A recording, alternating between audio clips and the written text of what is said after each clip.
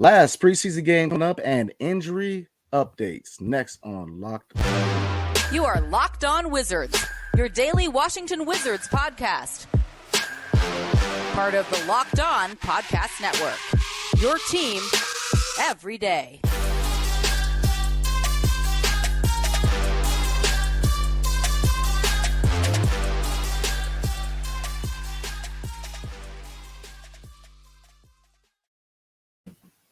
What's up, everybody? It's your boy Brandon Scott again with my guy, the real Ed Oliver. Thank you for making Locked On Wizards your first listen every day. We are free and available wherever you get podcasts. And today's episode is brought to you by BetOnline. BetOnline.net is the number one source for football betting info this season. So let's get into it. Injury updates. Now, right now, Bradley Beal will be playing Friday at New York. Now, KP is questionable because of his ankle. And I don't know if they want to push him to play, so we'll see. Deni is doubtful. He did participate in 5-on-5 today, but he is still doubtful. Obviously, Kispert is out 4 to 6. And Vernon Carey Jr. today was unfortunately in a car accident and has concussion-like symptoms. So what do you think, Ed? It's a lot to unpack, man. I mean, Vernon Carey, goodness, I'm happy he's okay. They said it was, like you said, they said it was a minor car accident. They described the accident as minor, but he is in concussion protocol. The Wizards have been through a lot, man. We've got, Brad with health and safety protocols, Corey Kispert with an ankle injury, Deni, revealing that he was, taking pills to fight through the pain during Eurobasket with his groin injury, Porzingis with a torn ankle, but he's going to be fine. The Wizards have been through a lot so far through this preseason. So I'm happy to hear that Vernon Carey is okay and he's doing well. Bradley Beal, that's great news that he's going to play tomorrow. I'm happy to hear that. I do want to see him get some reps. And I was looking at some other team schedules. They have had other teams have played more preseason games. Like I was looking at the Thunder and they played like 5 preseason games. If I'm not mistaken, the Grizzlies, the Thunder have played 5 so far. And the Thunder have played 5 preseason games so far, and the Thunder played tonight at 8:00. So a couple of teams have already played a good amount of preseason games. Like the Miami Heat have played 5 so far. Like I said, OKC's played 5. The Lakers have played 5. Portland's played 5. And the Wizards only get 4. So I actually think the Wizards could have used more preseason games. I think Bradley Beal definitely could have used some more reps with Porzingis to get some more chemistry going and work on that duo. Johnny Davis, I think he could have used some more preseason games to get his feet wet out there and develop. Same thing with some of the young guys. I think this is kind of unfair for them. Like Quenton Jackson's not going to get a lot of opportunities. Jordan Goodwin, we're not going to be able to see a lot of guys because there's just not a lot of preseason games. And I know you don't want to see too much stock in preseason, but just looking at other guys, the Charlotte Hornets have played 5 preseason games. The Hornets have lost all 5 of their preseason games. The Bucks have played 5 preseason games. They lost all 5 of their preseason games, and the Wizards are just getting to preseason game 4. And I know they went to Japan, so I get it. They want to, because of the long travel time or whatnot. But I do think the Wizards missed out on some chemistry playing these games and getting more opportunities to play together before the season starts against opponents and not just in training camp. So Deni is doubtful, like you said, progressed to 5-on-5 today. And, not panicking about the news, but it is concerning, that he had to take pills. And I know players play through injuries, he's playing for his country. I get it. It's a once-in-a-lifetime experience, but I don't know how Tommy Shepard felt about that. I don't know how much he knew about that information about Deni fighting through that. And I don't know if Tommy would have signed off on that, knowing that his guy, his 9th pick from 2020, that they're really investing in, that, of course, they have money tied to contractually, had to do that. If Tommy would have known that, would he have been like, hey, my guy needs to sit after this injury? So, but I mean, like I said, I don't want to overreact or panic because, Deni, it sounds like he's going to be back for game 1, but that is something like, hey, maybe he could have made this worse than what it is right now. Like we talked about with Curtis Samuel from the Commanders, he was out for a whole year. So what if the groin injury would have got even worse than what happened? So you just don't know. I'll tell you, the haters so real. They're even shortening this preseason games. Like you said, I think they could benefit from getting at least one more game. I think with the injuries, guys are starting to come back. So this is a pivotal time to kind of get that chemistry rolling. Because like I said in the previous episode, the more chemistry that KP and Bill and Kuz can get together, the better it is for this team. Because you want your core if anybody on the team, you want your core to have that chemistry, and all pieces will follow. So, yeah, I think they should, they could have definitely benefited. But when it comes to injuries, Deni and his situation I think it's a situation that he's definitely going to have a conversation with Tommy. And it really is unfortunate for him to be in that position. And like I said, I'm not going to beat a dead horse. I made it known that I am one of those people to think that their option, their availability in playing in FIBA, and even to a certain degree, the Olympics. I know national pride, I get it, but I think as a business, if I'm the owner, if I'm Ted Leonsis, my players are an investment, and I just, you see injuries all the time with overseas play. I think that needs to be curbed. That's just my piece. I'm gonna roll with it. But Deni, hey, he's got a little short list of injuries throughout his career so far, and that's another thing I'm gonna look at is maybe he needs to stay home with these overseas trips. He's need to focus on getting his body right because he's had his share of injuries. So I think I'm ready for him to come back, but definitely take the time. I don't want to see them rush him. I think we're in good hands. Rui has played well at the 3. I think Barton is a good candidate to play the 3, and you have Kuz. So there's no need to rush him. So that's where I stand. Definitely, yeah, there's no need to rush, but it's a big year for him. We're expecting him to make a leap. This is the year before his contract year. This Rui's contract year this year. So just the evaluation process, we do want to see more from Deni. And we heard big things like working with Drew Hanlon, and we both like what we saw in Eurobasket. So we wanted to translate to on the court and just that developmental process. Like you said, he had the ankle injury. It was a really gruesome injury he had his rookie season. So he didn't get an off season. Then he didn't get a full off season year before because of health and safety protocols his rookie season. So yeah, this is his first real off season, and once again, there's a setback with him playing. He missed out on an opportunity to start to compete really for the starting spot. He's not really getting a chance because he's not there. So it's something to definitely keep an eye on. Absolutely, absolutely. But before we move on, today's episode is brought to you by Bet Online. BetOnline.net is your number one source for football betting info this season. Find all the latest player developments, team matchups, news, podcasts, and in-depth articles and analysis on every game you can find. And as always, BetOnline remains your continued source for all your sport wagering information, with live betting and up-to-the-minute scores for every sport out there. The fastest and easiest way to check in on all your favorite games and events include Major League Baseball, MMA, boxing, and even golf. Head to betonline.net or use your mobile device to learn more. BetOnline, where the game starts. So as you guys know, or should know, Friday night at New York, Madison Square Garden, 7:30. Our last preseason game is against the Knicks. So if today was Friday, what is your starting 5? Starting 5 tonight. I think what Wes is going to do, he's going to, of course, go with Monte and Brad and Will Barton, and then at the 4, Kuz, and then at the 5, Porzingis. If Porzingis is out, then Gaff's going to start. Yeah, I agree. I thought about it, especially at the 3 position. Obviously, Bill would start, Morris.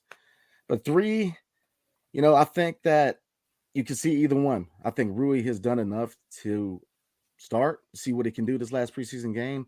But if we're gearing up towards the regular season, you want the lineup to kind of imitate what you're going to roll out there on game 1. So I would see probably Barton starting at the 3, but obviously Kuz and KP. So yeah, I agree totally with it. We're going to move into keys to victory. What are your 3 keys to victory? Tomorrow, I know it's preseason, but what I'm looking for in the keys is obviously defense. Get some deflections. I know last year we got some bad blood with the Knicks and Tom Thibodeau because in preseason they were like pressing hard. They kept their starters in like the whole game, and the Wizards put their third string guys, or not third string. It was like their backups. It was like Gaff, Deni. There's some other guys that were developing that they put in there. I want to say they put Shackle in there last year. I may be wrong about that, but I know they put some young guys in there that were Corey Kisper. They put some rookies and some guys that were developing for sure. I think Isaiah Todd.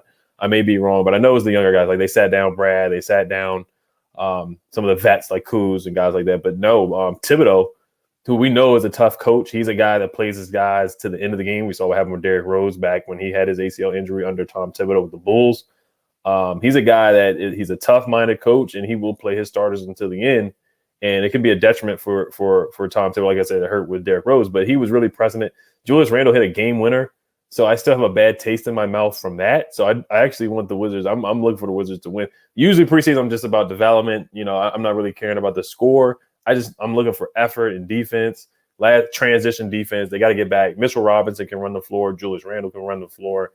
Jericho Sims from the Knicks too. They got some guys like RJ Barrett. He likes to run. The Knicks have revamped their roster, like Jalen Brunson. They played the Pacers the last game. Benedict Mathurin went crazy against the Pacers. He had 27. So yeah, my keys are really just developmental for the rookies and the young guys. I want to see what the young guys do, like Jordan Goodwin, Quenton Jackson. Unfortunately, Carey's going to not play. So Isaiah Todd didn't play last game, so I want to see what he does. But getting back on defense, for me, it's not even on the offensive side of the ball. It's really just defense. They got to get back, man. Gaffer's got to do a better job of getting back. Porzingis, if he plays, he's got to do a better job of getting back on everybody, not just the bigs, but everybody, because it was ridiculous. It was inexcusable. Nick Richards, Mark Williams, Plumlee, all those guys, all their baskets were just way too easy. And I thought we got out-rebounded as well. So really for me, it's just on the defensive deflections, rebounding, and getting. They need to sprint back on defense. I completely agree. I think defense should be the key emphasis in the next preseason game, especially transition defense. It was horrible. I mean, you had bigs that were out running our guys. I mean, if we can't outrun a center, what are we doing? You know what I mean? Like, so defense has to be the key emphasis, in my opinion. Also, I want to see the three-point shooting improve. I know it has been good. I want to keep it rolling. I want this momentum to go into the regular season. Like I said, we said it before. Three-point shooting was a big detriment to this team last season. So if we can go into the regular season hot at 3, I'm telling you, we could start relatively fast. I mean, because if you look at the schedule, I mean, Indiana, yes, it's a measuring stick game, but I think it's a winnable game for this team. And I think New York is. In New York, I think that's the emphasis I want to place on this game, is that the Knicks is a measuring stick. This is the type, you know what I mean? This is the type of teams that we have to beat if we want to emerge up to 6th, maybe 5th spot. We have to beat teams like the Knicks. So I think that this is a very important game. Yes, it's preseason. Yeah, I'm not the biggest fan of preseason, but preseason does have its importance. And it's, so, I'm definitely want to see us really try to win this game. I don't want them to lax. I want to really see some effort tonight. No, I'm with you. I think like you hit the, and then that's my biggest concern is 3-point shooting for this team. They struggled with that last year. I think they brought in some better shooters like Barton and Monte Morris. They're better 3-point shooters, and Rui shot the ball really well last year. Porzingis is a solid. He's a threat from the 3-point line, but I do want to see him knock down threes. Ball movement, of course. I want to see the ball move. I do want to see Monte Morris shoot the ball better. He was 0 for 8, but he did impact the game in other ways. But yeah, ball movement, and if Porzingis does play, I'd want to see the offense run through him. Even if Brad is out there, I still want to see it run through him, and I want to see him get to the paint a little bit more. And of course, I want to see how healthy Brad looks as well. But it is a measuring stick because they're in that same range as us in the play-in range. The Knicks are, they're projected to be in the play-in or out of the play-in. Same thing with us. We're projected to be like that 8th, 9th, 10th. 11th seed is us, the Hornets, and the Knicks. We're all in that same range, and this is a measuring stick. The Knicks play hard. They do. They play hard. Emmanuel Quickly, Obi Toppin is super athletic. They're a team that they play hard. Cam Reddish is playing a lot in preseason too, so they do play hard. Yeah, I think it's going to be a very competitive game. I've always had a lot of respect for Thibodeau. He's a defensive-minded coach. So I think this would be the perfect measuring stick for Wes. Because, look, his forte is defense. So, hey, this is the type of matchups that, last season, Wes got out-coached. So this is a big kind of measuring stick for him to kind of go. I mean, the best, you don't know where you are unless you go against the best. And like I said, Thibodeau's always been a defensive-minded guy. So, in ways he can imitate him as far as a defensive-minded head coach in the NBA. But like you said, 3-point shooter, I want to see it roll. I want to see the effort. I want a win. It's preseason, but I want to win because – look, these are the games we have to win. These are the games we have to win if we are serious about not being a play-in. I don't want my team to be a play-in. It just, it's like adding an extra step to help people get to the playoffs. I don't like it. I'd rather just get our spot outright. That's just my mentality behind the play-in. You do what you got to do, but I'm not a fan. So we brought up Quenton Jackson and Gordon Goodwin. As you know, two-way spot is up for grabs. If you had to choose, who would you give it to? This is a tough one. They're both playing really well, and of course, I have to see tomorrow night. Friday night's going to be big, but I think the Wizards already made their decision too. Quenton Jackson, he just hasn't played a lot of minutes with this team. I haven't been able to see training camp or practices or anything like that. But I think Jordan Goodwin, he showed really well in the summer league, and he showed well in the preseason game as well. Now, like I said, Quenton Jackson just hasn't gotten a lot of opportunities or minutes. Jordan Goodwin played with the G League team last year too. He's one of the top scorers for the G League team. So he's got more experience and more opportunities.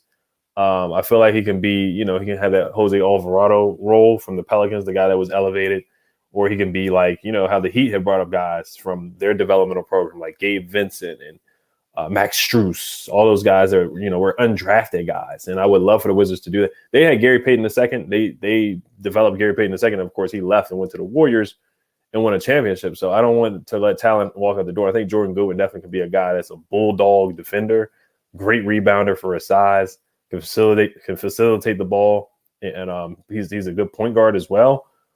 Keeps his head up and his eyes up, looking for people. But I really like Quenton Jackson, man. We talked about that dunk. Even though it didn't count, this guy is electric and athletic. He does remind me of Jordan McRae, Jordy McBuckets.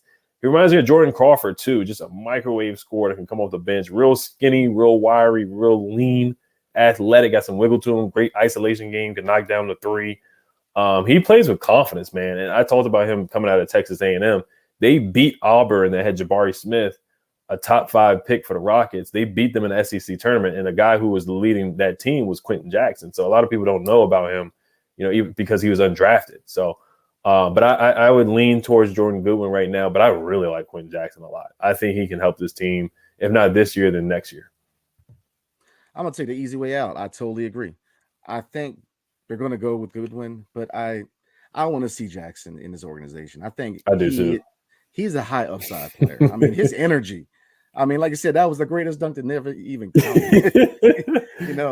I mean, he's got some spring to him. So I want to see him stay within the organization because, I mean, I caught a go-go game last season. They had a good team last year. I mean, there's a lot of talent with this team. And like I said, Gary Payton, we developed him. We get hit for not mentioning Todd a lot. So I'm going to go ahead and name Todd. Todd, he's a big upside guy. He's a guy who can play the 4, can play center. He's got a nice jumper. He just needs that playing time and that development. But I would love to see within the next couple of years Isaiah Todd having an impact on this team. And again, Vernon Carey. That's another name from the go-go. Vernon Carey showed out in preseason. He's not the most flashy big, but he's got a mid-range. He can rebound. So I'm definitely intrigued. But so like I said, I would love Quenton Jackson to stay in his organization.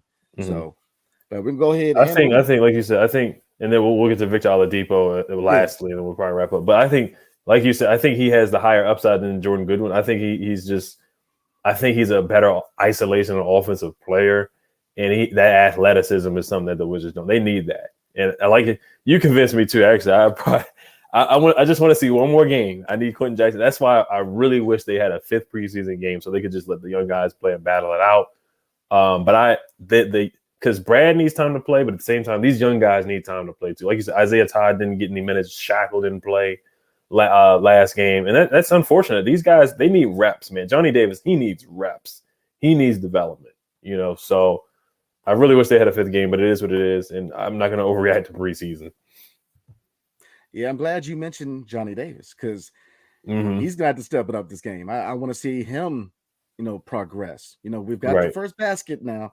Let's, you know what I mean? Like, let's go. I love his energy. I think that Johnny will be okay. But, I mean, there's no bigger stage in Madison Square Garden. Hey, the Mecca. You know what I'm saying? Right. So I want to see him show out. But go ahead and move on. There was an article that said that Victor Oladipo was offered a starting position on this team and declined to rejoin the Miami Heat. What do you think about that? They're saying he spurned Washington to return to Miami free agency. I think honestly it was for the better. for the Wizards because I think we need a natural point guard, which is Monte Morris and DeLon Wright. Victor Oladipo, he's not a point guard. He can play point guard, but he's a combo guard, and we've been through that last year. I do think he's better than the guy that we brought in as a combo guard last year. We try to make him a point guard, but he was really a combo guard. And Victor Oladipo, he's coming off injuries. He did look healthy. He looked good defensively against the Sixers. Like, he was really taking the ball away from James Harden. He was a huge X factor for them on the defense side of the ball. Now, he did struggle to shoot the three and score. Sometimes it does look like he lost his athleticism because of the injury. And I think, having Monte Morris, a guy who's healthy, who can facilitate, who's coming in knowing his role, I think that's the better fit next to Bradley Beal. So talent-wise, Victor Oladipo, he has the bigger name. He may be more talented. He may be the better defender. But I just think fit-wise, Monte Morris is the better fit. But I would have welcomed Victor. I would have welcomed the homecoming from Victor Oladipo. He would have been probably on a mid-level exception deal for you basically with DeLon Wright got like $9.5 million. It probably would have been something like that, maybe even cheaper. So we'll see how he plays with the Heat. But I would have loved to have Victor in DC. I would not have been against it. But like I said, I think fit-wise, I think that would have worked out. So, and the word they use is spurned. I think any way they can be negative with the Wizards, they can say they could have just said, "Oh, Victor chose the Heat." They didn't have to say, "Oh, Victor spurned the Wizards for a starting role." He probably would have been the starting point guard because obviously Brad would have been the 2, and then Victor would have been the 1, and then I don't know if they still would have traded for Will Barton after bringing in Vic in. Actually, I think they traded. They made the trade before free. So I'm sorry. Yeah, they trade. I want to say they made the trade before free agency officially started. If I'm not mistaken, I got to look it up. Yeah. But yeah, so I guess it would have been Vic at the 1, Brad at the 2, Will the 3 at the 3, Kuz at the 4, and then Zingas at the 5. I know they try to get all old English with his sperms, But I was a little intrigued. Not at the 1.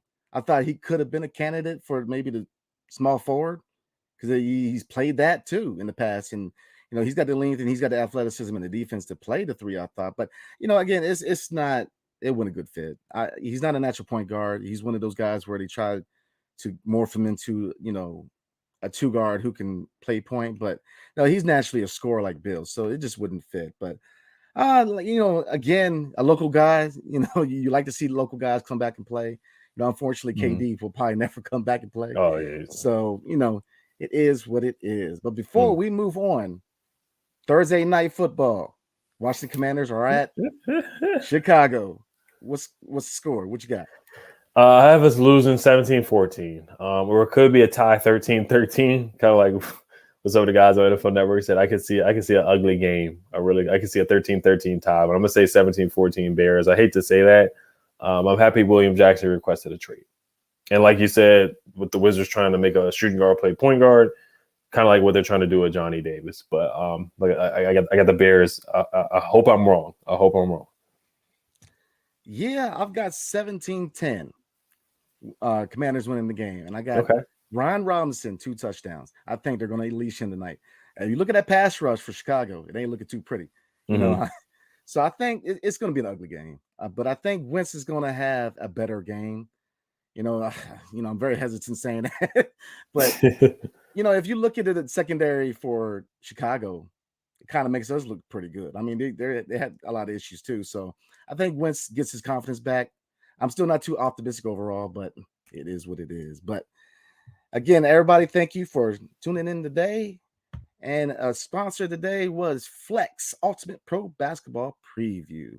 Thanks again for making Locked On Wizards your first listen every day. Now, for your second listen, go check out the Ultimate Pro Basketball Preview 2022, a 6-episode extravaganza to get you ready for the NBA season. The local team experts and the NBA insiders of the Locked On Podcast Network and Odyssey all combined into one Ultimate NBA Preview. Search for Ultimate Pro NBA Preview 2022 on your Odyssey app, YouTube, or wherever you get your podcast.